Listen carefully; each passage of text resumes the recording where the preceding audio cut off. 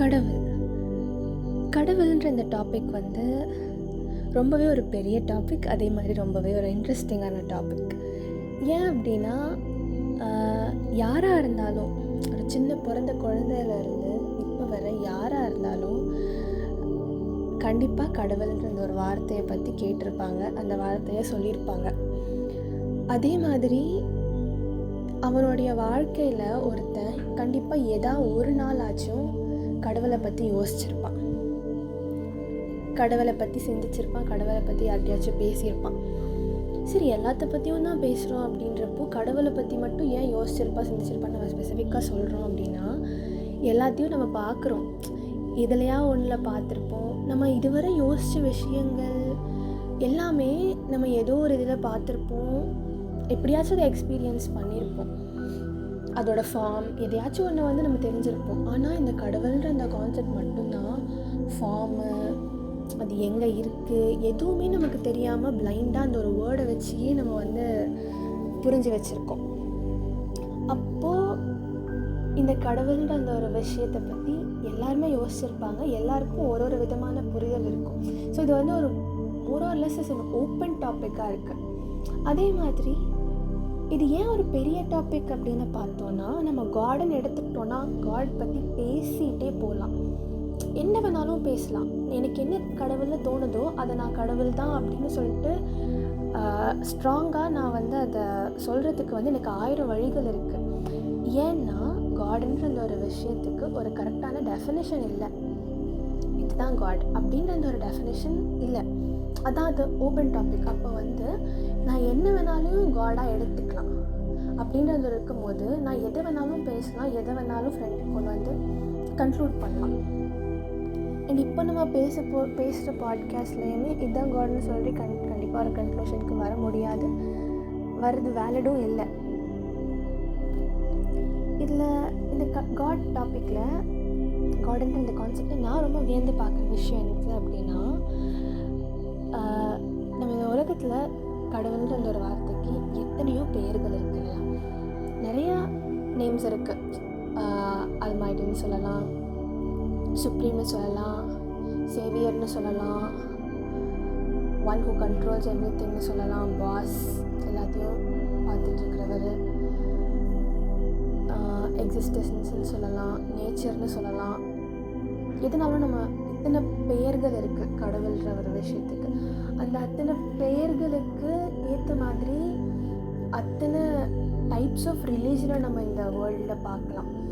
அத்தனை ரிலீஜனுக்கு ஏற்ற மாதிரி அத்தனை வழிபாடு முறைகள், கடவுளை பற்றின அத்தனை புரிதல், ஒரு ரிலீஜனும் கடவுளை ஒரு மாதிரி பாவிச்சிருக்காங்க. அத்தனை க்ரியேஷன்ஸ் காடுன்ற அந்த ஒரு நம்ம சிலையை கூட எடுத்துக்கலாம், இல்லை கேரக்டர்ஸை கூட எடுத்துக்கலாம், எல்லாமே அவ்வளோ க்ரியேஷன்ஸ் இல்லையா. அந்த க்ரியேஷன்ஸ் எல்லாமே வந்து அவ்வளோ இன்னோவேட்டிவ் இல்லை, அவ்வளோ க்ரியேட்டிவ். ஒரு இல்லாத ஒரு விஷயம், நீ அக்சஸ் பண்ணாத பார்க்காத ஒரு விஷயத்த, நம்ம பார்க்காத ஒரு விஷயத்தை இப்படி இருந்திருக்கலாம் அப்படின்னு சொல்லிட்டு இத்தனை டைப்ஸ் ஆஃப் க்ரியேஷன்ஸ் மேபி பார்த்து நமக்கு அதை வந்து நமக்கு போற்றி பண்ணியிருக்கலாம். ஆனால் அதை வச்சு நம்ம புரிஞ்சுக்கிற புரிதலும் ரொம்ப வித்தியாசம் இல்லை ஒருத்தவங்களை விட இன்னொருத்தவங்க. அது ரொம்ப இன்ட்ரெஸ்டிங்கான ஒரு விஷயம். அதே மாதிரி இத்தனை ரிலீஜனுக்கு நடுவில் வர அந்த ஒரு சண்டை இருக்குது பார்த்தீங்களா, என்னோடதான் பெருசு அப்படின்ற அந்த ஒரு சண்டை வந்து அதுவுமே அவ்வளோ இன்னோவேட்டிவாக இருக்குன்னு, அதோட இன்னோவேட்டிவ் சைடை நம்ம பார்த்தா கூட ரொம்ப இன்ட்ரெஸ்டிங்காக இருக்குது. இப்போ வந்து என்னோடய கான்செப்ட், நான் நம்புகிற இந்த ஒரு விஷயத்த வந்து யாரோ ஒருத்தர் எதிர்க்கிறான் அப்படின்றப்போ நான் வந்து எவ்வளோ ஸ்ட்ராங்காக சொல்ல முடியுமோ அவ்வளோ ஸ்ட்ராங்காக அவன் ஏதாச்சும் ஒரு ஐடியாவை தூக்கி கொண்டு வந்து என்னோடய வே ஆஃப் தாட்டை நான் வந்து ஃப்ரெண்டில் வச்சுட்டே இருக்கேன். ஏன்னா ஜஸ்ட் நான் நம்புகிறேன் அப்படின்றத வந்து நான் ஸ்ட்ராங்காக பிலீவ் பண்ணுறேன். என்னோடய பிலீஃபே அதுதான். நீ அதை டிஸ்ட்ராய் பண்ணுறப்போ அவனுக்கு எவ்வளோ கஷ்டமாக இருக்குமோ அந்த கஷ்டம் வந்து அவன் ரிப்ளை போடுறதுல வந்து அவ்வளோ அழகாக ரிஃப்ளெக்ட் ஆகுது. அவ்வளோ இன்னோவேட்டிவாக அவன் வந்து ஒரு இதையும் வந்து தாண்டி போய்கிட்டே இருக்கான். என்னோட காட் தான் டாப் அப்படின்ற அந்த ஒரு ரிலீஜனோட சண்டை அவ்வளோ இதாக போய்கிட்டு இருக்கு. நான் வந்து அனலைஸ் பண்ணி அப்சர்வ் பண்ணி யோசித்து பார்த்த வர இத்தனை டைப்ஸ் ஆஃப், இப்போ வந்து இத்தனை ரிலீஜன் உருவாகிருக்கு இல்லையா, இத்தனை மதங்கள் உருவாகிறதுக்கு காரணம் என்னென்னு பார்த்தோன்னா இத்தனை மதங்கள் உருவாகிறதுக்கு காரணம்னு வேணாம், இத்தனை மதங்களுக்கும் ஹெட்டுன்னு சொல்லி ஒருத்தவங்களை வந்து நம்ம புரிஞ்சு வச்சுருக்கோம் இதுவரை ஜென்ரலாக. இப்போது நம்ம ஹிந்துவிசம் அப்படின்னு எடுத்துக்கிட்டோம் அப்படின்னா சிவன், முருகர், ஸோ இந்த மாதிரி கிருஷ்ணர், இவங்களெல்லாம் வந்து நம்ம ஹெட்டாக எடுத்துக்கலாம். அதே மாதிரி நம்ம கிறிஸ்டியானிட்டி அப்படின்னு எடுத்துக்கும் போது ஜீசஸையும், முஸ்லீம் எடுத்துக்கும் போது ப்ராஃபெட் முகமதையும், அதுக்கப்புறம் மோசஸ், இதுக்கப்புறம் புத்தர், மகாவீரா, இவங்க எல்லாரையுமே சொல்கிறோம். இவங்க எல்லாரும் காட் அதை பற்றி பேசியிருக்காங்க. இவங்க பேசின உரைகளை தான் வந்து நம்ம இப்போ வந்து மதமாக அப்படியே க்ரியேட் பண்ணியிருக்காங்க. ஸோ இவங்க கடவுளை உணர்ந்து தான் பேசியிருக்காங்க. இவங்க பேசினது தான் நம்ம இப்போ மதத்தில் ஃபாலோ பண்ணிகிட்ருக்கோம். இப்போ புத்தர் சொன்ன விஷயங்கள் மட்டும்தான் பௌத்த மதத்துலேயும், மகாவீரர் சொன்ன மதம் மட்டும்தான் வந்து ஜெயினிசம்லையும், கிருஷ்ணரோ சிவனோ முருகரோ பெருமாளோ சொன்ன விஷயங்கள் மட்டும்தான் ஹிந்துவிசத்துலேயும் பகவத்கீதையிலையும் குரான்லையும் ஜீசஸ் எழுதின பைபிள்லையும் சொன்ன விஷயந்தான் பைபிளில் இருக்குது அப்படின்னு நம்ம எடுத்துக்கிட்டோம். அப்படின்னா இந்த விஷயங்கள் இவங்க எல்லாமே வந்து ஒரே விஷயத்தை தான் சொல்லியிருக்காங்க. பட் வேறு வேறு ஆங்கிளில் சொல்லியிருக்கலாம், வேறு மாதிரி சொல்லியிருக்கலாம். ஏன்னா நம்மவே கடவுளுக்கு என்ன ஒரு எக்ஸ்பிரஷன் கொடுக்குறோம் அப்படின்னா வந்து சுப்ரீம் அல்மைட்டி த ஒன் அப்படி தானே சொல்கிறோம். அப்போ ட்ரூத்ன்றது உண்மைன்றது ஒன்று தான். அந்த ஒன்றுக்கு இத்தனை வழிகளை தான் கொடுத்துருக்காங்க, இத்தனை வேஸ் தான் கொடுத்துருக்காங்க. இது எல்லா விஷயமும் வந்து ஏதோ ஒரு சென்டரில் தான் போய் கடைசியில் நிற்க போகுது அப்படின்றது தான் நான் அப்சர்வ் பண்ண வரைக்கும் புரிஞ்சுருக்கேன். எப்படி நம்ம ஒரு சர்க்கிளில் வந்து சென்டரை பாயிண்ட் பண்ணி இந்த சென்டருக்கு நம்ம போகணும் அப்படின்றப்போ அந்த வட்டத்தில் எந்த இடத்துல நின்னாலும் சரி நீ வந்து அந்த பாயிண்ட்டுக்கு நம்ம வந்துடுவோம். அந்த மாதிரி தான் மதங்கள். இந்த மதங்கள் எல்லாமே வந்து இந்த சர்க்கிளோட அவுட்டர் மார்ஜினாகவும் சென்டரில் கடவுள் இருக்கின்றதாகவும் நம்ம எல்லாரோடைய அந்த ட்ராவல் வந்து இந்த சென்டரை நோக்கி தான் இருக்குது. ஸோ நான் எந்த மதத்தில் எந்த இது நம்ம இதில் இருந்தாலுமே இந்த சென்டருக்கு வந்துடுவேன். ஆனால் நம்ம போடுற அந்த சண்டைகள் வந்து இந்த சென்டரை டச் பண்ணவே இல்லைன்னு நான் நினைக்கிறேன். பெரிஃபெரிலேயே தான் சுற்றிட்டே இருக்கும், அந்த மார்ஜின்லேயே தான் சுற்றிட்டே இருக்கோமே தவிர உள்ளே வரலன்னு நான் நினைக்கிறேன். உங்களுக்கு என்ன இதை பற்றி தோணுது? கடவுளை பற்றின உங்களுடைய ஐடியா? இப்போ எந்த ஒரு விஷயம் பேசுகிறதுக்கு முன்னாடி நம்ம யோசிப்போம்ல, என்ன பேசலாம், எப்படி பேசலாம் அப்படின்னு யோசிப்போம்ல. இந்த எபிசோடுக்கோ இந்த டாப்பிக்கை பற்றி பேசும்போது யோசிக்கும் போது பயம்தான் அதிகமாக இருக்குது. ரொம்ப சென்சிட்டிவான டாபிக் பற்றி பேசுகிறோமே, யாராவது சென்சிட்டிவாக அஃபெக்ட் பண்ணிடுவோம், யாராவது மென்டலாக ஏதாவது கஷ்டப்படுத்திடுவோம், ஏதாவது அவங்க ஃபீலிங்ஸை நம்ம ஹர்ட் பண்ணிடுவோம் அப்படிங்கிற மாதிரி ஒரு பயம் இருக்குது. ஏன்னா இது வந்து ரிலீஜன் சம்மந்தப்பட்டதுன்னு ஒருத்தர் இதை பற்றி எடுத்துக்க ஆரம்பிச்சிட்டாங்கன்னா இதில் இருக்கிற மெயின் கருத்து வந்து கடைசி வரைக்கும் புரியாமையே தான் போயிடும். மதம் மட்டுமே இதில் கடவுளோட ஐடென்டிட்டியாக இருக்குது அப்படின்னு பார்க்கும்போது அந்த மதத்தோட கோலுமே இங்கே வேஸ்ட் ஆகிடுது. கடவுள் அட்டைன் பண்ண வேண்டிய அந்த கோலும் கிடைக்காம தான் போயிடுது. அது வந்து கடைசி வரைக்கும் நம்மளால் ரீச் பண்ண முடியாமையே போயிடுது. இப்போ அதெல்லாம் எப்படி ஃபார்ம் ஆச்சு அப்படிங்கிறத நம்ம புரிஞ்சுக்கிறதுக்கான தேவையே இங்கே தான் ஆரம்பிக்குதுன்னு நான் நினைக்கிறேன். ஒரு விஷயம் ஹிஸ்ட்ரியெல்லாம் ஏன் படிக்கிறாங்க, ஒருத்தன் ஏன் ஹிஸ்ட்ரி படிக்கணும், ஒருத்தன் ஏன் ஆந்த்ரோபாலஜி, ஆர்கியாலஜி, இதெல்லாம் ஏன் வந்து ஒரு கவர்மெண்ட்டோ ஒரு நேஷனோ ஏன் அவ்வளோ காசு செலவு பண்ணி அதை ரிசர்ச் பண்ணி ஏன் கண்டுபிடிக்கணும், இல்லை நம்ம கிளாஸில் ஸ்கூலில் படிக்கும் போதெல்லாம் ஏன் ஹிஸ்ட்ரியோ ஒரு ஆர்கியாலஜியோ ஏன் படிக்கணும் அப்படிங்கும் போதெல்லாமே எனக்கு இது ஒன்று தான் பதிலாக இருக்கும். அது எப்படி உருவாகி வந்துச்சு, எங்கேருந்து ஆரம்பித்து இப்போ எதை நோக்கி போய்கிட்டு இருக்கு அப்படிங்கிறத நம்ம தேடும் போதோ அதை பற்றி நம்ம படிக்கும் போதோ அதோட உண்மையான கோர் கான்செப்ட் என்னங்கிறத நம்மளால் புரிஞ்சுக்க முடியும்ல. சும்மா மேலோட்டமாக தெரியும், இருக்குது இந்த பாட்டை சொன்னால் இது இருக்குது, அந்த பாட்டு படிக்கணும், இந்த பூஜை செய்யணும், இந்த கோயிலுக்கு போகணும், இந்த ஊருக்கு போகணும், இங்கே போனால் அது கிடைக்கும் அப்படின்னு நம்ம நிறையா கேள்விப்பட்டிருக்கோம், நிறையா பண்ணுறோம். இதெல்லாமே வந்து ஒரு புரிதல் இல்லாமல் பண்ணுற விஷயமா இருக்குது. ஒரு ஃபுல் அண்டர்ஸ்டாண்டிங் இல்லாமல் உலகம் பண்ணுது நானும் பண்ணுறேன் அப்படிங்கிற மாதிரி பண்ணுற மாதிரி தான் இருக்குது. நம்மளாக ஒரு ஸ்டெப் எடுத்து உண்மையாலுமே அதை புரிஞ்சுக்கிட்டு பண்ணுற மாதிரி இல்லை. நம்ம போன எபிசோட்லேயே சொன்ன மாதிரி தான் ஒரு நாய்க்கோ ஒரு பூனைக்கோ வயிறு சரியில்லைங்கும் போது ஒரு புல்லை சாப்பிடணுங்கிறது வந்து அதுக்கு நேச்சுரலாக தோன்ற ஒரு விஷயம் தானே. அது புல்லுங்கிறது அதில் ஒரு கெமிக்கல் இருக்குது, அந்த கெமிக்கல் என் உடம்புக்குள்ளே போனால் அது கரெக்டாக ரியாக்ட் ஆகி இந்த ஃபைட்டோ கெமிக்கல் வந்து எனக்கு ஹெல்ப் பண்ணி என் உடம்புல இருக்கிற டாக்ஸிட்டியை வெளியே எடுத்து கொண்டு வந்துடும், எனக்கு வாந்தி வந்துடும், எனக்கு பேதி ஆயிரும், எனக்கு இந்த நோய் சரியாயிரும்னா அதுக்கு தெரியாது. அதை பொறுத்த வரைக்கும் அது ரொம்ப தோணுது, அதை சாப்பிட்டா சரியாயிரும்னு தோணுது, அதே மாதிரி சரியாயிருச்சு, அவ்வளோதான். அதை பொறுத்த வரைக்கும் சிம்பிள் கான்செப்ட் அதுதான். அதே ஆப்போசிட் சைடில் பார்த்தோம்னா நம்ம அதுக்கு வந்து பிஸ்கட் போடுறோம். நம்ம அதுக்கு என்ன ஹெல்ப் பண்ணுறதா நினச்சிக்கிட்டு, நல்லது பண்ணுறதா நினச்சிக்கிட்டு பிஸ்கட் போடுறோம். நிறையா அதுக்கு நம்ம ஸ்வீட்டு, சுகரு, சால்ட்டு, புளி சும்மா ஈஸியாக கொடுத்துருவோம் சாப்பிட்றா அப்படிங்கிற மாதிரி. குழம்பு ஊற்றி சோறு போடுவோம், ரசம் ஊற்றி சோறு போடுவோம் நாய்க்கெல்லாம். ஆனால் அது வந்து அது கெடுதல் தானே, அதுக்கு அவ்வளோ நல்லது இல்லையே. ஆனால் அது வந்து சந்தோஷமாக சாப்பிடாது, ரொம்ப ஹாப்பியாக சாப்பிடும். அதே சமயம் அந்த புல் சாப்பிட்றப்போ அது மைண்ட் வந்து கஷ்டமாக தான் இருக்கும். ஸோ இது எல்லாமே கான்ட்ரடிக்டரி தானே. அவன் லைஃபுக்கு என்ன தேவையோ அது அவனாக தேடி போகிறப்போ வந்து கஷ்டமோ நஷ்டமோ, அந்த கஷ்டம் நல்லது கெட்டது எதுவுமே அவன் வாழ்க்கையில் வராது. இந்த பேசிக் கான்செப்டை தான் எல்லா மதமும் சொல்லுது. எல்லா மதமும் கடவுள் நோக்கி போகிற ஒரு ஸ்டெப்பில் இது ஒரு மெயின் ஸ்டெப்பாக சொல்லுது. நல்லதும் கெட்டதும் வந்து ரெண்டும் ஒரே கண்ணில் எவன் பார்க்குறானோ அவன் தான் வந்து கடவுளை தேடி போகிறான், கடவுளை அட்டைன் பண்ண முடியும் அப்படிங்கிறது வந்து ஒரு பேசிக் ஸ்டெப்பை எல்லாமே சொல்லுது. இது வந்து ஒரு நாய்க்கு பூனைக்குன்னு ஆரம்பிக்குது, மனுஷனுக்குன்னு இல்லை. அப்போ கடவுளுங்கிற தேவையோ கடவுளுங்கிற ஒரு விஷயத்தை பார்க்குற கண்கள் வந்து மனுஷனுக்கு மட்டும் இல்லை, அதை உணர்கிற ஃபீலிங் வந்து மனுஷனுக்கு மட்டும் இல்லை, நாய்க்கும் பூனைக்கும் இருக்குது. நீ கடவுள்னு வச்சு அதுக்கு ஒரு சாயத்தை பூசி அதை ஓரமாக உட்கார வச்சிட்டேன்னா அது உனக்குன்னு சொந்தங்கிறது இல்லை. கடவுளுங்கிற ஒரு உணர்வோ கடவுளுங்கிற என்டிட்டியோ வந்து எல்லா உயிரினங்களுக்கும் சொந்தம், எல்லாத்துக்கும் சொந்தம். அதை உணர்கிற பவர் எல்லாத்துக்குமே இருக்குது. இப்போ அந்த புல்லுக்கும் கண்டிப்பாக இருக்கும், நாய்க்கு இருக்கிற நம்ம இப்போ இதை வச்சு நம்ம ப்ரூவ் பண்ணிக்கலாம். இப்போ இதனால வந்து இந்த ஃபீலிங் வந்து நாய்க்கு இருக்குது. ஏன்னா இப்போ அந்த புல் சாப்பிட்ற டைமில் வந்து அதுக்கு நல்லது கெட்டதுலாம் அது யோசிக்காது. இது வந்து கசக்குது வேணாம் அப்படின்லாம் யோசிக்கிறதுக்கான அதுக்கு சான்ஸே இல்லை. அது நேச்சுரலாகவே அது போய் சாப்பிட்டா சரியாயிரும்னு தோணுது. Out of question. இது வந்து அது டேஸ்ட்டில் இருக்கும், சாப்பிட்டா என்ன ஆகுங்கிறதுல அவுட் ஆஃப் கொஷின். அது அவ்வளோதான், இது பண்ணுறேன் அப்படிங்கிறது மட்டும்தான் அது மைண்டில் இருக்கிற ஒரு விஷயம். அது சாப்பிட்ற ஒரு விஷயம், அது பண்ணுற ஒரு விஷயமா இருக்குது. நம்ம இப்படி பிஸ்கட் போடுறதா அது நல்லதாக தெரியுது, ஆனால் ஆக்சுவலாக கெட்டதாக இருக்குது. ஸோ இங்கே தான் டிஸ்கிரேஸுங்கிறது வருது, இங்கே தான் மாயைங்கிறது வருது. இந்த திரை, இந்த வெயிலை தான் வந்து அகற்றினா போதும், நீ வந்து கடவுளை பார்த்துருவே அப்படிங்கிறது தான் எல்லா மதமும் சொல்லுது. ஒவ்வொரு மொழியில் சொல்லுது, ஒவ்வொரு ஆங்கிள்லேருந்து சொல்லுது. எங்கேயோ ஒரு பக்கம் படிச்சிருந்தேன், எந்த ஒரு புக்கை படிக்கும் போதும் அது உனக்கு புதுசாக எதையும் கற்றுத்தர போகிறதில்ல, புதுசாக எதுவுமே உனக்கு தர போகிறதில்ல. இன்ஃபர்மேஷன் வேணால் கொடுக்கும், டேட்டா ஃபேக்டை வேணால் தரும ஒழிய யாரும் புதுசாக கொடுக்காது. ஆனால் அது என்ன தரப்போகுது அப்படின்னா, ஒரு விஷயத்தை பார்க்குறதுக்கு, ஒரு விஷயத்தை பற்றி பேசுறதுக்கான புது மொழியை உருவாக்கி தருது. நீ ஒரே விஷயத்தை தான் பார்ப்ப, ஒரு பாட்டிலையோ ஒரு மவுஸையோ ஒரு ஸ்பீக்கரையோ அதே கண்ணில் தான் பார்க்க போகிற. அந்த புக்கை படிச்சுட்டு அதை நீ திரும்பி பார்க்குறப்போ உனக்கு வேறு கண் இருக்கும், அது மேலே நீ வேறு ஆங்கிள் இருந்து அதை பார்ப்ப அப்படிங்கிறதான்.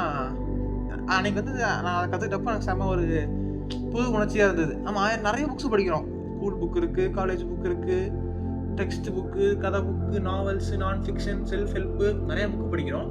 ஆனால் இப்படி ஒரு டெஃபினேஷன் புக்கை பற்றியே ஒரு புக்கில் டெஃபினேஷன் சொல்லியிருக்காங்க அப்படிங்கும்போது கொஞ்சம் வித்தியாசமாக இருந்துச்சுல. ஸோ இது ஒரு இதாக இருந்துச்சு, எங்கேயும் சைட் ட்ராக்கில் போகுது. இப்போ என்ன மேட்டர்னா, கடவுளை பற்றி எப்போ நம்ம பேச ஆரம்பிக்கிறோம் அப்படிங்கிற தேவை எப்போ வருதுங்கிறத நம்ம யோசிப்போம். லைஃப் நல்லா தானே போய்கிட்டு இருக்கு, நம்ம காசு சம்பாதிக்கிறோம், ஜம்முன்னு வீட்டுக்கு வரோம், ஒரு சிஸ்டம் இருக்குது, அந்த சிஸ்டம் டெமோக்ரஸி இருக்குது, ரிபப்ளிக் இருக்குது, இல்லை church rule, state rule, kingdom, ராஜா ஆட்சி, இல்லை ஆட்சியே இல்லை, அவனுக்கு தான் ராஜா, கம்யூனிசம் இருக்குது, சோஷியலிசம் இருக்குது, ஏதோ ஒரு சிஸ்டம் அதை ஃபாலோ பண்ணி மக்கள் ஓடிக்கிட்டு இருக்காங்க, நம்மளும் கூட சேர்ந்து ஓடுறோம். முன்னாடி பார்த்தோம்னா வந்து நமக்கு 1000 பேர் இருப்பாங்க, நமக்கு பின்னாடி 1000 பேர் இருப்பாங்க, நம்ம கீழே இருக்கவனை பார்த்து ஆறுதல் ஆகிட்டு மேலே இருக்கவனை பார்த்து வலை தூக்கி பார்த்துட்டு அப்படியே வாழ்க்கையை ஓடிட்டு போய்கிட்டு இருக்கோம். இதில் கடவுளுங்கிற தேவை எங்கே வந்துச்சு?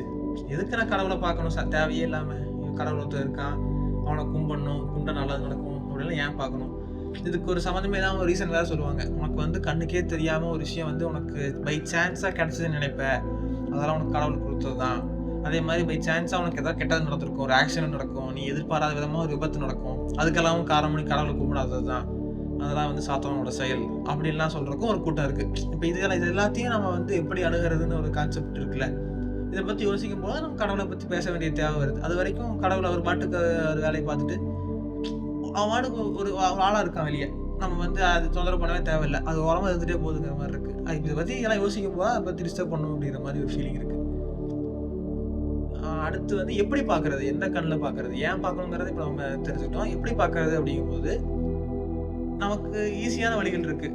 இது வரைக்கும் நமக்கு நம்ம முன்னோர்கள், ஏன்னா அம்மா அப்பாவே எடுத்துக்குவோமே, அவங்கெல்லாம் 1000 வழி சொல்லியிருப்பாங்க. நீ ஏத்திஸ்டாரா, யாரையும் நம்பாதடா, கருப்பு சட்டை போட்டுக்கிறீடா, இது வந்து எல்லாம் ஏமாத்து வேலை, இதெல்லாம் நம்பாத அப்படின்னு ஒரு அப்பா இருக்காரு.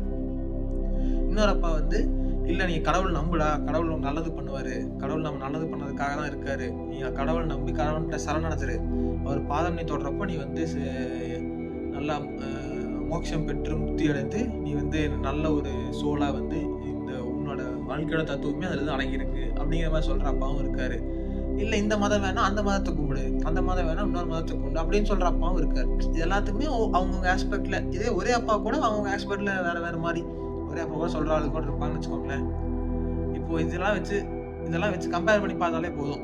இப்போ ஒவ்வொன்றுக்கும் நம்ம ஒப்பிட்டு பார்க்கும்போது இதுக்கு அது பெருசா, இதுக்கு அது சிறுசா அப்படிங்கும்போது இப்போ நம்ம ட்ரெஸ்ஸே வாங்குகிறோம், எந்த ட்ரெஸ்ஸு பெஸ்ட்டுங்கிறத பார்க்குறோம். ஒரு பிராண்டை மட்டும் பார்க்குறது இல்லைல்ல, 4-5 பிராண்டை சேர்த்து பார்த்துட்டு இது எந்த பிராண்ட் நல்ல பிராண்டு, எந்த ஒரு பிராண்ட் இருக்கா அப்படிங்கிற மாதிரி அந்த கான்செப்ட் தான் நம்ம சூஸ் பண்ணுறோம். அது சேம் கான்செப்ட் தான். இது நமக்கு ஈஸியாக வழி போட்டு வச்சுட்டாங்க. இந்த மதத்தை மட்டும் கம்பேர் பண்ணாலே போதும், எந்த கடவுள் சிறந்தது அப்படிங்கிற மாதிரி, அதாவது அவங்க பாஷையிலேயே எந்த கடவுள் சிறந்தது அப்படிங்கிறதுக்கான ஆன்சர் வந்துடலாம், கடவுள்லாம் என்னங்கிறதுக்கான ஆன்சருக்கு நம்ம வந்துடலாம்.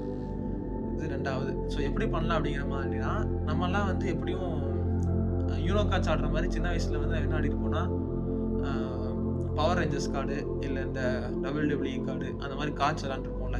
அந்த கார்ட்ஸ் எல்லாம் வந்து பவர், ஷோல்டர், செஸ்ட்டு, அந்த கிக்கிங் பவர், அந்த பவர், இந்த பவர்லாம் இருக்கும். அது ஒவ்வொன்றையும் கம்பேர் பண்ணியிருப்போம். எவனுக்கு அதிகமாக இருக்கோ அவன் கார்டை வந்து கம்மியாக இருக்கிறவன் கார்டை வாங்கிக்கலாம் அப்படிங்கிற மாதிரி வாங்கி அவன் கடைசியில் அவன் கையில் வந்து கார்டே இல்லையா அவன் தோற்று போனவன், எல்லா கார்டு இருக்கிறவன் ஜெயிச்சவன். ஸோ இப்படி இருக்கும்ல, அந்த கான்செப்டே நம்ம கொஞ்சம் இதையும் அணுகி பார்ப்போம். நமக்கு தெரிஞ்ச ஒரு 3 மதம் இருக்குது. ஹிந்துவிசம், இஸ்லாமு, கிறிஸ்டியானிட்டி, 3 மதம் இருக்குது. 3 மதத்தையும் 3 பிளேயர்ஸை வச்சுக்குவோம். அதில் 3 பேர்த்து கையிலையும் 3க்கு ஒரு 10 கார்டு கொடுத்து விளையாடுங்க அப்படின்னு விட்டோம்னா, யார் கையில் கடைசியில் அதிகமான கார்டு இருக்கோ அவன் ஜெயிச்சவன்னு வச்சுக்குவோம். இப்போ நம்ம கம்பேர் பண்ண ஆரம்பித்தோன்னா, நான் பார்த்த வரைக்கும் 3 பேர் கடைசியில் ஜெயிக்கவே இல்லை. கை மாற்றி கை கார்டு போயிட்டே இருக்குது, ஆனால் கடைசி வரைக்கும் யாரும் ஜெயிக்கவே இல்லை. எப்படி சொல்கிறேன் அப்படின்னா, ஒவ்வொருத்தனும் அவன் பாஷையை சொல்லிக்கிட்டே இருக்கான். இது வந்து இந்த ஊர் மக்களுக்கு புரியுற மாதிரி இந்த ஊருக்காரன் சொல்கிறான், அந்த ஊர் மக்களுக்கு புரியுற மாதிரி அந்த ஊருக்காரன் சொல்கிறான். அங்கே நடந்த பாலிடிக்ஸோட இன்ஃப்ளூயன்ஸ்னால கொஞ்சம் லிட்ரேச்சர் மாதிரி இருக்க ஒழிய கோர் கான்செப்ட் அதே மாதிரி தான் இருக்குது. அதே மாதிரி இங்கே நடந்த ஒரு பாலிடிக்ஸ்னாலையோ, இங்கே நடந்த ஒரு ஜியாகிரபிக்கல் சேஞ்சஸ்னாலையோ, அந்த மாதிரி சேஞ்சஸ்னால அந்த கண்டிஷனுக்கு ஏற்ற மாதிரி தான் அந்த கான்செப்டோட வெளியே போத்துவாங்கல்ல. உள்ள இருக்கிற கோர் கான்செப்ட் மேலே போற்றி சொல்கிறது தானே லிட்ரேச்சரோட வேலை. அந்த மாதிரி போத்துறது மட்டும்தான் மாறி இருக்க ஒழிய பாக்கி எல்லாம் சேமாக தான் இருக்குது. இப்போது அதுக்கான எக்ஸாம்பிள் சொல்லணும்னா, 3க்கும் புக்ஸ் இருக்குல்ல. இப்போ 3க்கு வந்து இதான் புக்கு அப்படிங்கிற மாதிரி சொன்னது வந்து குரானுக்கு, இஸ்லாமில் வந்து குரானும், பைபிள் வந்து ஓல்டு டெஸ்டமெண்ட், நியூ டெஸ்டமெண்ட் இதெல்லாம் சேர்ந்த மாதிரி பைபிள் வந்து கிறிஸ்டியானிட்டியும், வேதங்கள் வந்து ஹிந்துவிசம் வச்சுக்கலாம். அதாவது ஒரு 10,000, 20,000 லட்சக்கணக்கில் புக்ஸ் ஹிந்துவிசம்லாம் வந்து ஃபாலோ பண்ணலாமா இருக்கலாம். அதோட வேறுன்னு பார்க்கும்போது வேதத்தை தொகுத்து எழுதின ஆள் பதஞ்சலிக்கு, அவருக்கு முன்னாடி வந்து பெருசாக இருந்ததை தொகுத்து ஒரு இதாக எழுதியிருக்காங்க. அப்படிங்கும்போது அதுதான் அந்த ஒரு புக்கு தான் ஃபேமஸாக இருக்குது. வேதங்கள் தான் மெயினாக இருக்குது. அதை விட்டோம்னா அதோட சாராம்சமாக உபநிஷதங்கள், அதோட சாராம்சமாக பகவத்கீதை வரலாம். அப்புறம் அதே பேஸ் பண்ணி எழுதப்பட்ட ராமாயணம், மகாபாரதம் அதெல்லாம் வச்சுக்கலாம். அந்த மாதிரி அதோட புக்ஸ் எல்லாம் இருக்குது. இப்போ அதெல்லாம் என்ன சொல்லுது நான் படித்து பார்த்தா, அதை படித்து பார்த்தவங்க நான் படித்து பார்த்ததில்ல, படித்து பார்த்தவங்க நம்ம யூடியூப்பில் பேசுகிறதோ இல்லை பாட்காஸ்ட்டில் பேசுகிறதோ இல்லை வெளியே நேரில் பார்க்கும்போது மனுஷங்களை பார்க்கும்போது அவங்ககிட்ட கேட்கும்போதும் சொல்கிறதெல்லாம் ஒன்று தாண்டா சொல்லுது. ஒரே மாதிரி தான் இருக்குது. கேள்வி பதில் அப்படி தான் இருக்குது. இல்லை ஒருத்தர் பேசுகிற மாதிரி இருக்கும், மோனலாக இருக்கும். ஒருத்தர் வந்து சொல்லிக்கிட்டே இருப்பார், இது பண்ணால் பாவம், இது பண்ணால் புண்ணியம்னு சொல்லிக்கிட்டே இருப்பாங்க. சில இதில் வந்து கேள்வி கேட்டு பதில் சொல்கிற மாதிரி இருக்கும். அப்படியே வரிசையாக போயிட்டே இருக்கும். அதை வந்து ஃபாலோ பண்ண போயிட்டே இருக்க வேண்டியதுதான் அப்படிங்கிற மாதிரி தான் இருக்குது. ஸோ அதுலேயும் பெரிய டிஃப்ரென்ஸ்லாம் ஒன்றும் இல்லை, 3 ஒரே மாதிரி தான் இருக்குது. கடவுளை பற்றி 3 மதத்துலையும் எப்படின்னா ஒப்பீனியன்ஸ் இருக்குன்னா, இஸ்லாமும் கிறிஸ்டியன்லேயுமே வந்து ஒரே கடவுள் மட்டும்தான் சொல்கிற மாதிரி. இதில் வந்து நிறைய கடவுள் சொல்கிறாங்க ஹிந்துவிசமில். ஏன்னா ஹிந்துவிசம்ங்கிறத வந்து ஒரு தனி மதம் இல்லை. ஹிந்துவிசம்குள்ளே ஒரு கோடி மதங்கள் இருக்குது. அதில் எந்த மதத்தை எடுத்தாலும் அவனும் அந்த கடவுள் தான் ஒரே கடவுள்னு சொல்லுவாங்க. விநாயகர் கும்பிட்றவன் விநாயகர் மட்டும்தான் கடவுள்னு சொல்லுவாங்க. முருகரை கும்பிட்றவன் முருகன் மட்டும்தான் கடவுளும்பாங்க. சிவனை கும்பிட்றவன் சிவன் மட்டும்தான் கடவுள். விஷ்ணுவை கும்பிட்றவன் விஷ்ணு மட்டும்தான் கடவுள். அதாவது எந்தெந்த மதம் எடுத்தாலும் அந்தந்த மதத்தில் மோனோதீசம் தான், ஒரு கடவுள் தான் சொல்கிறாங்க. நம்ம அதை வந்து கலெக்டிவாக சொன்னது வந்து ஜியோகிராஃபிக்கலாக ஹிந்துஸ்தானில் இருக்கிறதுனால ஹிந்து அப்படின்னு சொன்னங்காட்டி அது நம்ம தப்பு தான். நம்ம பொலிட்டிக்கல் ரீதியாக அதுக்கு பேர் வச்சது நம்ம தப்பு தான். நீங்கள் வந்து கணேசிசம், முருகிசம், சிவனிசம் அந்த மாதிரி ஒவ்வொன்றுக்கும் நீங்கள் பேர் கொடுத்துருந்தீங்கன்னா கரெக்டாக இருந்திருக்கும். அப்படி பார்க்கும்போது எல்லாமே மோனோதீசம் தான், எல்லாமே சிங்கிளுக்கு ஒரே கடவுள் தான் இருக்காங்க அப்படிங்கிற மாதிரி சொல்கிறாங்க. அவங்களுக்கு ஒரு இடம் இருக்குது, இந்த இடத்துல உட்காந்து அமைதியாக பூஜை பண்ணி அமைதியாக நீங்கள் சாமி கும்பிட்டு போங்கடா அப்படிங்கிற மாதிரி சில இடத்துல இருக்குது. ஹிந்துவிசமில் மட்டும் கொஞ்சம் சொல்கிறாங்க, இந்த மாதிரி இந்த மாதிரி பெனிஃபிட்ஸ்லாம் இருக்குது. இந்த மாதிரி இடம் பார்த்து இந்த ஜோசியம் பார்த்து அந்த பவர் ஏற்றி இடத்த வந்து ஸ்பிரிச்சுவலாக பவர் ஏற்றி அதை வச்சிட்டிங்கன்னா உங்களுக்கு அந்த ஆட்டோமேட்டிக்காக அங்கே வைப்ரேஷனாலே வந்து உங்களுக்கு நல்லது நடக்கும் அப்படிங்கிற மாதிரி சொல்கிறாங்க. மாஸ்க் சர்ச்சில் வந்து அதை வந்து பெருசாக சொல்லாட்டினாலும் மக்கள் அங்கே போகும்போது ஆட்டோமேட்டிக்காக அந்த வைப் அங்கே வருது. டெஸ்ட்லாம் சொல்கிற மாதிரி நம்ம வந்து அடுத்த லெவல் இருக்கிற மெட்டாஃபிசிக்ஸை பற்றி யோசிக்கணும் அப்படின்னா கண்டிப்பாக in terms of vibration, in terms of power அப்படி தான் யோசிக்கணும். இன்னும் மாலிக்யூல்ஸு ஆட்டம்ஸ்னு யோசிச்சுட்டு இல்லாமல் அந்த ஆங்கிளில் ஃப்ரீக்வன்சி வைப்ரேஷன் அப்படி யோசிக்கும் போது இன்னும் கொஞ்சம் பெட்டராக இருக்கும். அந்த கான்செப்டை பார்க்கும்போது 3 மதமே அவங்கவுங்க லெவலில் டாப்பில் தான் இருக்காங்க. அடுத்து இறந்ததுக்கப்புறம் எங்கடா போவீங்க அப்படிங்கிற கேள்வி இதானே பேசிக்காக எல்லோரும் கேட்பாங்க. கடவுள் நீங்கள் சொல்கிறீங்க, ஒருத்தர் உட்காந்துருக்காரு, எல்லோரும் ஜட்ஜ் பண்ணுறாரு நீங்கள் சொல்கிறப்போ, இறந்தப்போ எங்கே போவனி அப்படின்னு கேட்குறப்போ 2 மதம் இஸ்லாமும் கிறிஸ்டியானிட்டியும் அந்த வெஸ்ட்லேருந்து உருவான ரெண்டுக்கு இதுவுமே வந்து அப்படி தான் சொல்கிறாங்க. ஹெல் இருக்குது, ஹெவன் இருக்குது, நீ வாழ்ந்ததுக்கப்புறம் அங்கே தான் போய் சேருவேன் அப்படிங்கிற மாதிரி சொல்கிறாங்க. மட்டும் திரும்பி நீ பிறந்து வந்துடுவேன், ரீபர்த் இருக்குது, லைஃப்பில் வந்து நீங்கள் மோட்சம் அடைகிற வரைக்கும் நீ திரும்பி வந்துகிட்டே தான் இருப்பேன் அப்படிங்கிற மாதிரி சொல்கிறாங்க. ஸோ இங்கே வந்து தான் ஒரு கான்ட்ராடிக்டி இருக்குது. அதுலேயுமே வந்து பெரிய கான்ட்ராடிக்டி இல்லை, அவங்க சொல்கிற அதே கான்செப்ட் தான். ஜட்ஜ்மெண்ட் டேக்கு அப்புறம் நீ வந்து ஹெல்லுக்கு போறியா ஹெவனுக்கு போறியான்னு சொல்கிறாங்க. அங்கேயும் ஜட்ஜ்மெண்ட் டேக்கு அப்புறம் நீ கர்மா இருந்தால் இங்கே வந்துடுவேன் திரும்பி, இது ஒரு ஹெல் மாதிரி. அங்கே மோசம் கிடச்சிச்சுன்னா நீ வந்து மோட்சம் அடைஞ்சு கடவுளோட ஒன்றாயிருவ நீ, அப்போ உனக்கு வந்து இது இல்லை, அதே ஹெவனுக்கு ஈக்குவலாக கம்பேர் பண்ணுறாங்க. ஸோ எல்லாம் அதே மாதிரி தான், தேவலோகம் இருக்குது, நரகம் இருக்குது, அந்த மாதிரி அதே கான்செப்ட் தான் இங்கேயும் வருது. ஸோ அதில் ஒன்றும் பெரிய டிஃப்ரென்ஸ்லாம் ஒன்றும் வரல. அப்புறம் எப்படி பார்த்தாலும் அவங்கவுங்க மதத்தை பரப்புறதுக்காக அவங்கவுங்க மதத்துக்காரங்க நிறைய செலவு பண்ணியிருக்காங்க, நிறைய போர் செஞ்சுருக்காங்க. அதை வந்து அந்த மக்களுக்கோட மைண்ட் செட் மாற மாற எவ்வளோ கரெக்ட் ஆகுதோ அந்த அளவுக்கு ஏற்ற மாதிரி போர் பண்ணியிருக்காங்க, அந்த அளவுக்கான மதத்தை பரப்பியிருக்காங்க. அதுக்கு அவங்கவுங்க பேர் என்ன பேர் சொல்லிக்கலாம். நீங்கள் நான் வந்து தூதராக போனேன்னு நீங்கள் சொல்லிக்கலாம், மிஷினரியாக வந்தேன்னு நீங்கள் சொல்லிக்கலாம், என்ன சொன்னாலும் மதத்தை பரப்புகிறேன் அவ்வளோதான். அதாவது இது 2 ஆங்கிள்லேருந்து பார்க்கலாம். ஒருத்தர் வந்து மதத்தை பரப்புறது வந்து இப்போ நான் தான் மதத்தை பரப்புறேன் அப்படின்னா என் மைண்ட் செட் எப்படி என்னவா இருக்குன்னா, நான் நல்லது தான் செய்கிறேன், ஒரு புண்ணியம் தரக்கூடிய ஒரு நல்ல செயலை செய்கிறேன், இது வந்து ஹியூமனிட்டிக்கு நல்லா தான் செய்ய போகுது, இந்த மாதிரி நான் செய்கிறேன். மேபி அது ஆப்போசிட் சைட்லேருந்து பார்க்குறவங்க, எதிர் நிலையிலேருந்து பார்க்குறவங்க தான் இது வந்து பொலிட்டிக்கலாக எடுத்துக்குவாங்களா ஒழிய, நான் வந்து பண்ணுறப்போ அது நல்லது நினச்சி தான் பண்ணுவேன். நான் வந்து மனித குலத்துக்கு வந்து ஒரு நல்லது செய்கிறேன், அதை வந்து அடுத்த லெவலுக்கு நான் கொண்டு போகிறேன் நல்லது. இப்போ நான் இந்த பாட்காஸ்ட் பேசிகிட்டு இருக்கிறது கூட ஒரு வகையில் ஒரு மிஷினரியாக ஒர்க் பண்ணுறது தான், ஏதோ ஒரு நல்லது செய்கிறேன் அப்படிங்கிற ஒரு இதில் பண்ணுறது. ஆனால் எனக்கு ஆப்போசிட்டாக ஒருத்தர் யோசிக்கிறாங்கன்னா அவங்க மைண்ட் செட்லேருந்து பார்க்கும்போது நான் பொலிட்டிக்கலாக ஏதோ கேம் ஆடுறேன் அப்படிங்கிற மாதிரி தான் இருக்கும். ஸோ அந்த கான்செப்ட்லேருந்து பார்க்கும்போது எல்லாமே ஈக்குவல் தான் அப்படின்னு ஆயிடுச்சு, எதுவுமே நல்லதில்லை கெட்டதில்லை அப்படிங்கிற மாதிரி எல்லாம் ஈக்குவல் தான் அப்படிங்கிற மாதிரி ஆயிடுச்சு. ஸோ இந்த மாதிரி நம்ம பேச என்ன ஆகுதுன்னா கை மாறி போயிட்டே இருக்குது. ஒருத்தங்கிட்ட ஒரு ப்ளஸ் பாயிண்ட் அடுத்தவங்ககிட்டையும் இருக்குது, அடுத்தவங்ககிட்டையும் இருக்குது. அடுத்தவங்க கார்டை கீழே போடு, அடுத்த கார்டு யார்கிட்ட எவ்வளோ பாயிண்ட் இருக்குன்னு பாரு அப்படின்னு பார்க்குறப்போ எல்லா கார்டும் கீழே தான் விழுத ஒழிய யார் கையிலையுமே கடைசி வரைக்கும் நிற்கல, கடைசி யார் கையிலையுமே கார்டு இல்லாமல் தான் போகுத ஒழிய இவன் ஜெயிச்சிட்டான் அப்படிங்கிற மாதிரி சொல்கிறதுக்கு இல்லை. அப்போது அவன் ஊர்லேருந்து கிளம்புன எல்லா ஆளுமே வந்து அவன் நாட்டுக்கு அவன் மக்களுக்கு நல்லது செய்கிறத மட்டுமே தான் குறிக்கோளாக வச்சுருந்தான். அதையே கையில் எடுத்துக்கிட்டு அதை வந்து ஒரு பெரிய இதாக பிடிச்சிக்கிட்டு அதை வந்து நான் சாதிச்சு காட்ட போகிறேன் அப்படிங்கிற மாதிரி நம்ம ட்ரை பண்ணும்போது தான் பிரச்சனைகள் உருவாகிறது.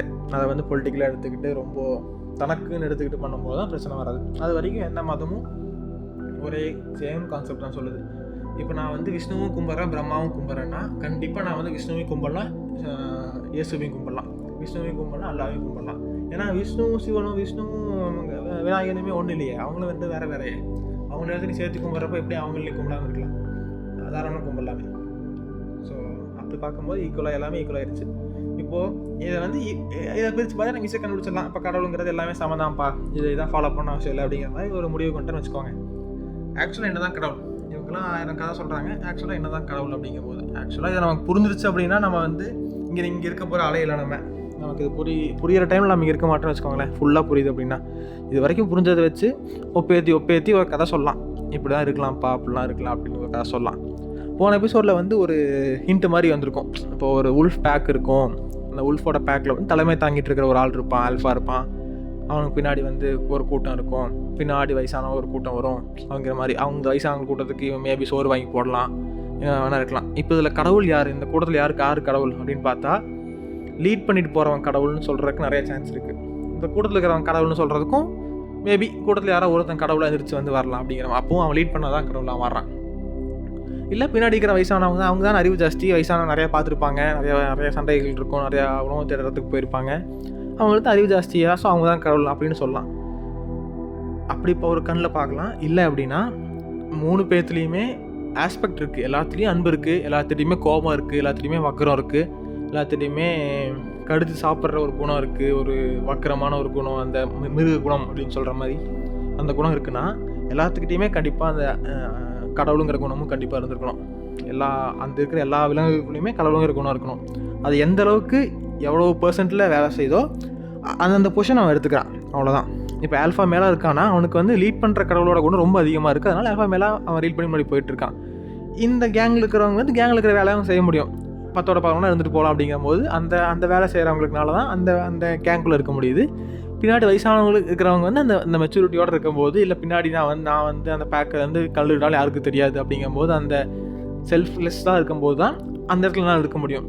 இது எதுலேயுமே நீ செட் ஆகலை அப்படின்னா நீ அந்த கேங்லேருந்து வெளியே போயிடும். ஆட்டோமேட்டிக்காக நீ வந்து அங்கே வாழ்கிறதுக்கு தகுதி இல்லாத ஆளாக மாறிடுற. நீ வந்து அன்ஃபிட் டு சர்வைவ் அப்படிங்கிற மாதிரி இருக்க, இறந்து போயிடுற. ஸோ இந்த கான்செப்ட் தான். அப்போ கடவுளுங்கிற ஒரு ஃபீலிங் வந்து எல்லாத்துக்குள்ளேயும் இருக்குல்ல, அந்த உல்ஃப்குள்ளேயே எல்லா உல்ஃப்குள்ளேயுமே இருக்குது. எந்த உல்ஃபுக்கு எந்த கடவுளோட ஃபீலிங் தேவைப்படுதோ அந்த இடத்துல வெளியே வந்துருச்சு, அவ்வளோதான். இதை வந்து உல்ஃப் வச்சு கம்பேர் பண்ணி சொல்லும்போது மனுஷனுக்குள்ளேயும் அதே கான்செப்ட் தான். அகம் பிரம்மாஸ்மிங்கிறதான் கான்செப்ட். அதாவது நீங்கள் ஹிந்துவிசம்னு இதுக்கு ஒரு சாயம் பூசினீங்கன்னா இதோட கான்செப்டே வந்து வேஸ்ட்டாக போயிடுச்சு. ஒருத்தனுக்குள்ளே தான் கடவுள் இருக்குது. ஒருத்தன் என்ன பண்ணுறான் அப்படிங்கிறத வச்சு தான் அவன் உடம்புக்குள்ளே நீங்கள் சொல்லலாம், மனசுக்குள்ளே சோல் மைண்டு தனியாக இருக்குது, என்ன வேணால் சொல்லலாம். ஆனால் அவன் தான் கடவுள், அகம் தான் பிரம்மாஸ்மி. அவனுக்குள்ள இருக்கிற அந்த குவாலிட்டி தான் அவன் டெவலப் பண்ணி கொண்டு வரான். ஏன்னா வெளியே இருக்கிற கடவுளே இல்லை. எங்கேயோ தேடி தெரிஞ்சேன், எங்கெங்கேயோ சுற்றினேன், எத்தனையோ பிறப்பு எடுத்தேன், ஆனால் எனக்கு வந்து கடவுளே என்னால் பார்க்க முடியல, எல்லாம் உள்ளே தான் இருக்குன்னு நான் ஃபீல் பண்ணேன், நான் வந்து கடவுள் ஆகிட்டேன். இந்த மீனிங்கை வச்சு பாட்டே எழுதாத எந்த மதமுமே இல்லை.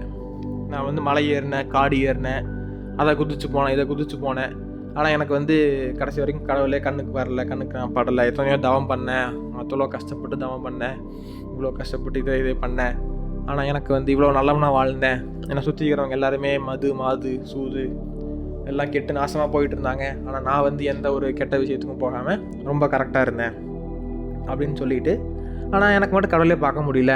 ஆனால் கடைசியில் எனக்குள்ளே தான் கடவுள் இருக்காங்கிறத நான் உணர்ந்தேன், ஆனால் நான் கடவுளாக மாறிட்டேன்.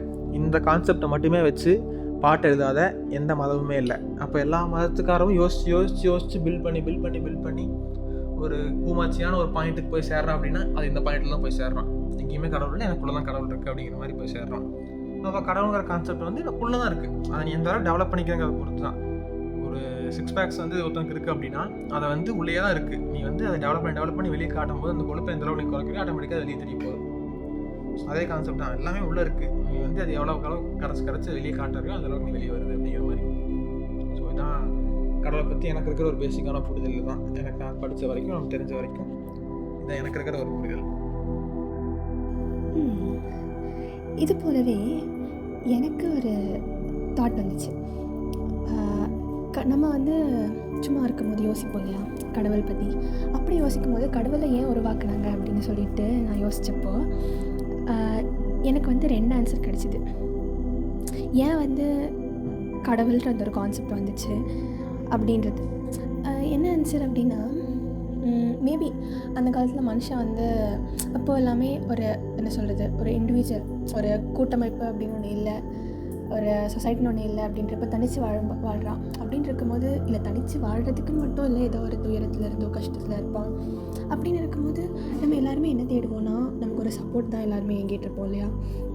ஏதோ ஒரு சப்போர்ட், ஏதோ ஒரு ஃபார்மில் யாரோ ஒருத்தவங்க கொடுக்க மாட்டாங்களா அப்படின்ற சப்போர்ட். மேபி கடவுளை வந்து அதுக்காக வடிவமைச்சிருக்கலாம். அது உண்மையாக இருக்க போய் தான் வடிவமைச்சிருப்பாங்க கண்டிப்பாக. இப்போது திடீர்னு மனுஷ செயல்பாடு இல்லாமல் வேற ஒன்று நடக்குது அப்படின்றப்போ நம்ம அது ஏன் எதுக்குன்னு யோசிப்போம் இல்லையா. இப்போ மனுஷன் சாதாரணமாக வாழ்ந்துட்டுருக்காங்க, திடீர்னு இடி இடிக்க, திடீர்னு மழை பெய்யுது. நான் எதுவுமே மழை வர்றதுக்கு பண்ணவும் முடியாது, ஆனால் தானாக மழை பெய்யுது. அப்படின்றப்போ யாரா அது மழையை உண்டாக்குறது, என்னடா ஆச்சு அப்படின்னு நம்ம யோசிக்கப்படல.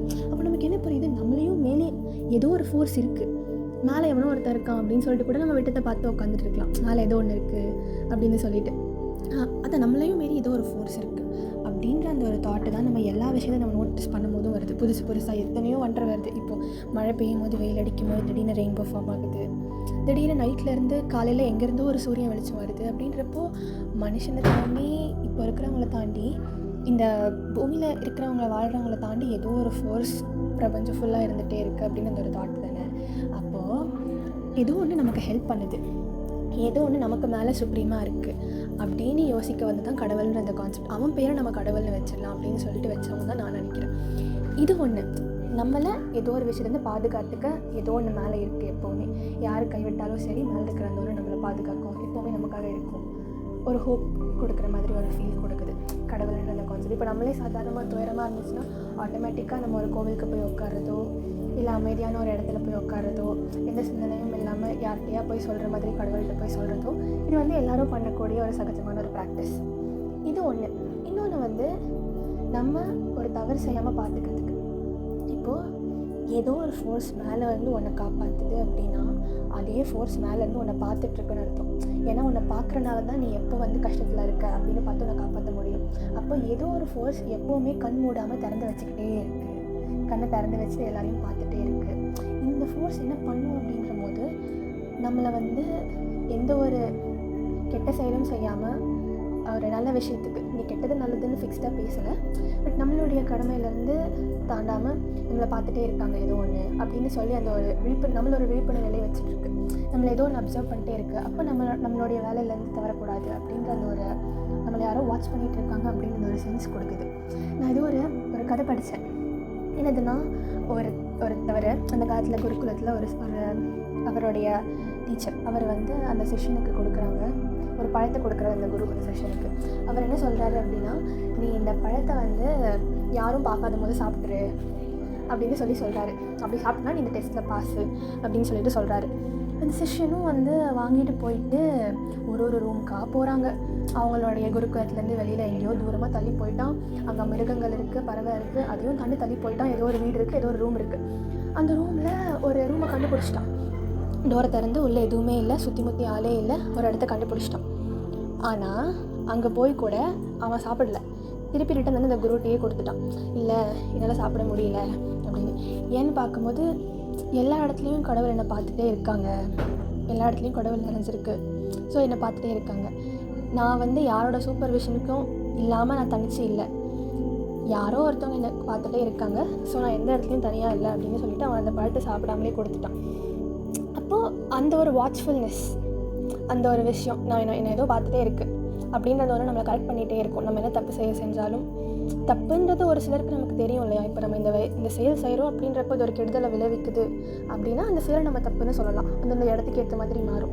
ஸோ இப்போ அந்த இடத்துக்கு ஏற்ற மாதிரி நான் ஒரு விஷயத்தை செய்ய போகும்போது, அந்த விஷயம் தவறுன்னு தெரிஞ்சும் நான் செய்யும்போது, ஒரு திடீர்னு எங்கேருந்தோ ஒரு திருஷ்டி பொம்மை நம்மளை பார்க்குதோ, இல்லை ஏதோ ஒரு கண் பார்வை, ஏதோ ஒரு கண் வரைஞ்ச ஒரு சிலை நம்மளை பார்க்குது அப்படின்னா நம்ம அந்த இடத்துல அலர்ட் ஆயிடுவோம், நம்ம அதை செய்ய மாட்டோம். அந்த எல்லாரையும் ஒரு நேர் வழியில் கொண்டு போகிறதுக்காகவும் கடவுளை வச்சிருக்கலாம் அப்படின்னு சொல்லிட்டு நான் யோசித்தேன். இந்த விஷயத்தை ஒப்பிட்டு கூட நம்மளோட டீச்சிங்ஸுமே வந்திருக்கலாம்.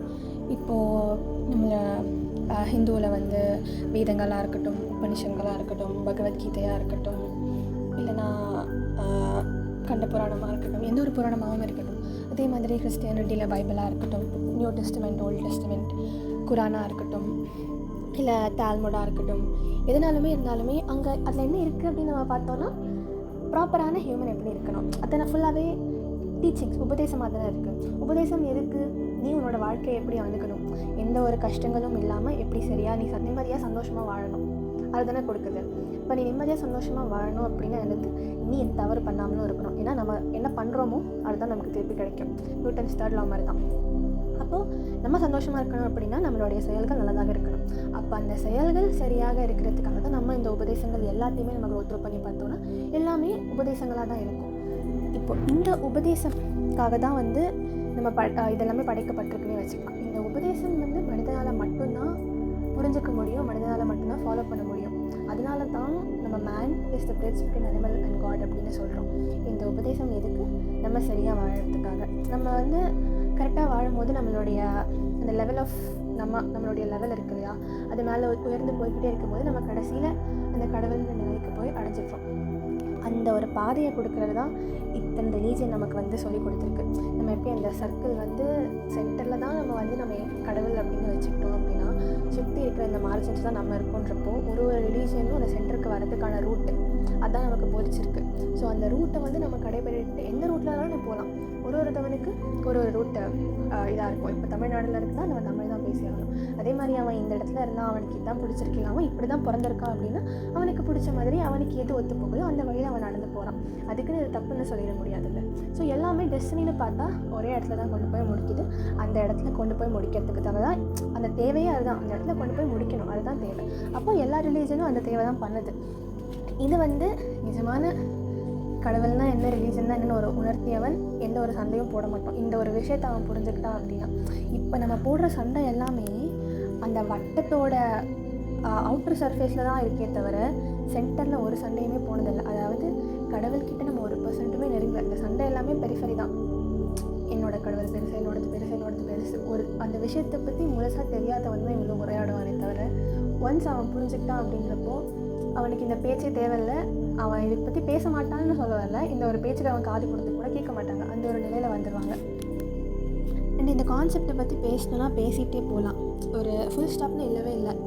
பட் அவ்வளோ வாதாடி நமக்கு என்ன கிடைக்க போகுது அப்படின்னு பார்த்தோன்னா 0 தான்.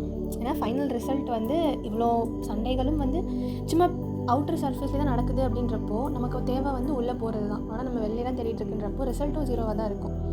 அப்போது எனக்கு தெரிஞ்சவரை நம்ம என்ன பண்ணலாம் அப்படின்னா, எப்படி நீங்கள் சொன்ன மாதிரி வாழ்க்கை வாதம் போய்கிட்டு இருக்கு.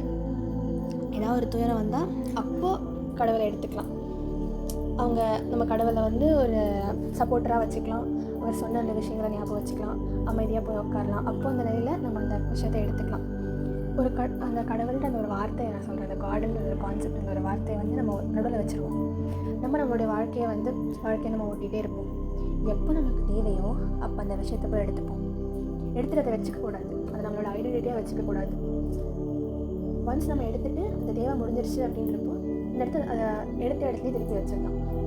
இப்போது நான் திடீர்னு ஒரு இடத்துல எனக்கு ஒரு கஷ்டம் இருக்குது. அப்போ என்னோடய ஃப்ரெண்டு வந்து அவன் ஒரு கிறிஸ்டியனாக இருக்கான், இல்லை முஸ்லீமாக இருக்கான், இல்லை ஹிந்துவாக இருக்கான் அப்படின்ற போது அவன் திடீர்னு சொல்கிறான், இந்த மாதிரி எங்கள் பைபிளில் போட்டிருக்கடா, அப்போது உன்னோட சுச்சுவேஷனை நீ இதுக்கு ரிலேட் பண்ணிக்கோ, இப்போ நீ இப்படி இரு, உனக்கு அந்த சொல்யூஷன் ஆன்சர் கிடச்சிடும் அப்படின்னு அவன் சொல்கிறான் என்கிட்ட வந்து. அப்போ நான் என்ன பண்ணுவேன், சரி ஓகே எனக்கு தேவை அந்த சுச்சுவேஷனை நான் வெளியில் வரணுன்றப்போ நான் அந்த விஷயத்தை நான் எடுத்துக்கிறேன். ஓகே பைபிளில் இந்த மாதிரி இருக்குது, ஸோ இப்படி பண்ணணும், அப்போ இதுதான் கரெக்டு, இல்லை குரானில் இப்படி இருக்குது, இல்லை பகவத்கீதையில் இப்படி இருக்குது, ஸோ அதை கரெக்டாக நான் ஃபாலோ பண்ணிவிட்டு அந்த ஐடென்டிட்டி நான் எடுத்துகிட்டு வச்சுக்கோங்களேன். ஓகே நான் இந்த பிரச்சனையை வந்து பைபிள் எனக்கு தீர்த்துருச்சு, அப்போ நான் கிறிஸ்டினாக மாறுறேன், ஹிந்துவிசமாக மாறுறேன், முஸ்லீமாக மாறுறேன், இல்லை அவனுக்கு சப்போர்ட் பண்ணுறேன், இதுதான் பெருசு, மற்றதெல்லாம் பெருசு இல்லை, ஏன்னா மற்றதெல்லாம் என்னோடய பிரச்சனையை தீர்க்கலை அப்படின்னு நான் சொன்னால் அந்த இடத்துல தப்பு. நான் என்ன பண்ணுவேன், அந்த விஷயத்தை எடுத்துக்கலாம். ஓகே அந்த டைம் எனக்கு ஹெல்ப் பண்ணிச்சு, நான் எடுத்துக்கிட்டேன். என்னோடய விஷயம் முடிஞ்சப்போ நான் அந்த ஐடென்டிட்டியை ஃப்ரீயாக விட்டுறேன். திருப்பி எனக்கு எப்போ தேவையோ அப்போ நான் எடுத்துப்பேன். அதுக்குன்னு நான் அதை விட்டு போகல, அதுக்கு அகென்ஸ்டாக போகல. இப்போ எனக்கு தேவை முடிஞ்சிருச்சு, ஸோ நான் ஃப்ரீயாக இருக்கேன். ஒரு ஃப்ரீ திங்கராக இருக்கணும், அவ்வளோதான். எனக்கு அதான் சொல்லணும்னு தோணுச்சு. இப்போ நமக்கு இருக்க ஃபைனல் என்னடா சொல்ல வரீங்க, என்ன சொல்யூஷன் அப்படின்னு பார்த்தோன்னா இப்போ ஃப்ரீ திங்கராக இருக்கு. உங்களுக்கு எப்போ எது தேவையோ அப்போ எடுத்துக்கோங்க. அதை உங்களோட ஐடென்டிட்டியாக மாற்றிக்காதீங்க. ஐடென்டிட்டியாக நம்ம மாற்றிக்கிட்டாலுமே நம்ம எப்போ வந்து நம்மளோட பவுண்ட்ரிஸ்குள்ளே இப்போ ஐடென்டிட்டியாக வச்சுக்கிட்டோன்னா இவ்வளோ தான், அந்த விஷயத்துக்கான லிமிட்டுக்குள்ளே நான் இருந்துக்கிறேன், ஏன்னா அதுதான் என்னோட ஐடென்டிட்டி. அப்போ நான் அதை தாண்டி போக மாட்டேன்ற கான்செப்ட் வந்துடும். நான் ஒன்ஸ் நான் என்னோட லிமிட் பண்ணிட்டேன் அப்படின்றப்போ வாழ்க்கை வந்து ஒரு பெரிய வாழ்க்கையே இல்லை, லெசன்ஸ்ன்றது வந்து ஒரு பெரிய கடல் மாதிரி. இந்த சின்ன ஒரு ஜாரில் போய் முடிச்சிட முடியாது. அப்போ நான் அந்த ஒரு ஜார் தான் ஃபுல் கடலுமே, அந்த கடலில் இருக்க தண்ணி தான் ஜார்லேயும் இருக்குது அப்படின்னு சொல்லிட்டு ஜாரில் மட்டும் இருக்குன்னு வச்சுக்கோங்களேன். இந்த பெரிய கடலோட இதை டேஸ்ட் பண்ண மாட்டேன், எக்ஸ்பீரியன்ஸ் பண்ண மாட்டேன். ஸோ நம்மளை கன்ஃபைன் பண்ணிக்காமல் நம்ம ஃப்ரீயாக விட்டுருவோம். ஏன்னா ஒரு விஷயமும் ஏதோ ஒரு நமக்கு சொல்லி கொடுத்துட்டே தான் இருக்கும். அப்போ நம்ம ஒன்றில் மட்டும் ஸ்டிக் ஆகக்கூடாது, எல்லா இடத்துலையும் போய் எல்லா விஷயத்தை போய் தெரிஞ்சுக்கிட்டு எல்லாத்தையும் பற்றியும் நம்ம கெயின் பண்ணிக்கலாம். ஏன்னா அல்டிமேட்லி எல்லாமே ஒரே கோல் தான் ரீச் பண்ண போகுது. நமக்கு எது புரியுதோ, நமக்கு எது அந்த டைமில் அடாப்டபுளாக இருக்கும், அப்போ அதை நம்ம எடுத்துக்கலாம் அப்படின்றதான் என்னுடைய கருத்து வந்து. இப்போது நம்ம அகம் பிரம்மாஸ்மிக்கு வருவோம். அகம் பிரம்மாஸ்மி, நான் தான் பிரம்மம், அதாவது நான் தான் கடவுள். இது அகங்காரம் இல்லையா?